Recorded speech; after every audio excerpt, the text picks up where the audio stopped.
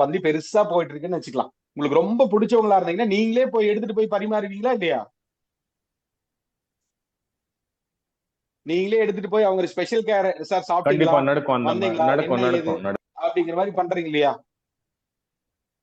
அதே மாதிரியான விதிகள் அப்படிங்கிறது இந்த கிரக பார்வைகளுக்கு வந்து பாத்தீங்கன்னா உண்டு அப்படிங்கறத தெரிஞ்சு வச்சுக்கணும். இது உங்களுக்கு புரிதலுக்காக தான். சரி, இது எப்படி சொன்னா புரியும் அப்படிங்கறதுக்காக நான் இப்பவே யோசிச்சு நான் உங்களுக்கு சொல்லிட்டு இருக்கேன். இப்போ உங்க எதிரி வந்துட்டாரு. உங்க எதிரி ஒரு சண்டை போடுறவர் வந்துட்டு இருக்காரு. நீங்க வந்து ஒரு சமையல் பரிமாறிட்டு இருக்கீங்க. நீங்க அவர் போய் பந்தியில கொண்டாரு. நீங்க போய் பரிமாறுவீங்களா? என்ன பண்ணுவீங்க? ஸ்கிப் பண்ணிட்டு போயிருவோம். பரிமாற மாட்டோம் சார். வச்சுட்டு போயிருவீங்க. அவர் ஏதாவது சாம்பார் கேட்கிறாருன்னா வேற யாராவது ஒருத்தர் கொடுத்து விடுவீங்க. கரெக்டா? ஒரு ஃபேமிலில இவங்க அண்ணன் தம்பிக்குள்ள சண்டை. இவங்க 2 பேரும் பேச மாட்டாங்க. இவர் பண்றது அவருக்கு பிடிக்கல, அவர் பண்றது இவருக்கு பிடிக்கல அப்படின்னு வச்சுக்கலாம். அந்த மாதிரி ஒரு அமைப்புல வந்து இருக்காங்க அப்படின்னு வச்சுக்கலாம்.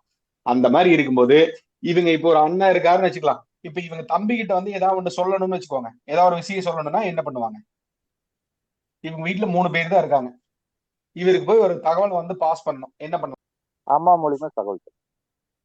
ஆமா, சரிங்களா? இப்ப அம்மா மூலியமா ஒரு மீடியேட்டரா இங்க வந்து பாத்தீங்கன்னா தகவல் வரும். இது இவர் டைரக்டா சொல்ல மாட்டாரு, இங்க வந்து வரும். இதே மாதிரி இவருக்கு போய் ஒரு தகவல் சொல்லணும், ஏதாவது ஒரு முக்கியமான விஷயம்னா இங்க இருந்து அங்க போகும். புரியுதுங்களா?